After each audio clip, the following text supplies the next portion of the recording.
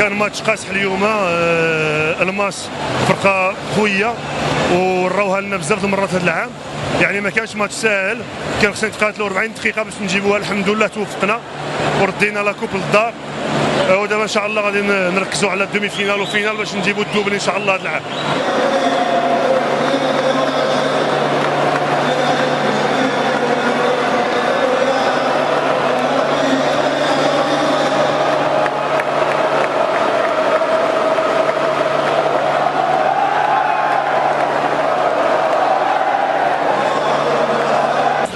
إذن الموسم مملوء بالإنجازات الحمد لله. الحمد لله هذا مطلوب.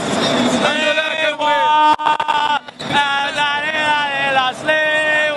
كنشكر جميع المسؤولين ديال الجمعيه السنويه، وكنشكر الجمهور اللي جا حشد بكثافه عرض لك فريق المغرب فاسي.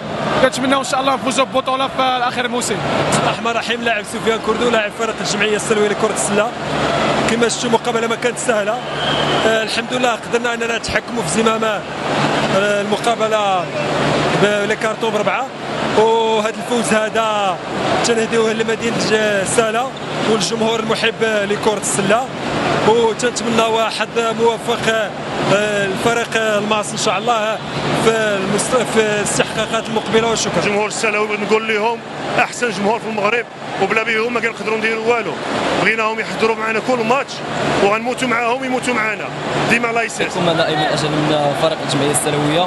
اول حاجه كنبغي نشكر الجمهور اللي حضروا معنا في هذه المباراه، وصراحه كان ماتش شويه مزير في الاول ولكن تفوقنا عليهم، والصراحه انا فرحان وكل شيء فرحان، وهذه اهم حاجه. اول حاجه جاب لنا هنا الجمهور السلوي بهذا الفوز العظيم، كاس العرش اللي عزيز على جميع المغاربه. هارد لك الفريق الفاسي، والحلم ديالنا ان شاء الله هو انه نديروا ازدواجيه العام ونديروا ان شاء الله الدوبلي اللي علاش لا ان شاء الله. وتبغي نشكر الجمهور السلوي على التشجيع اللي دار المقابله كامله.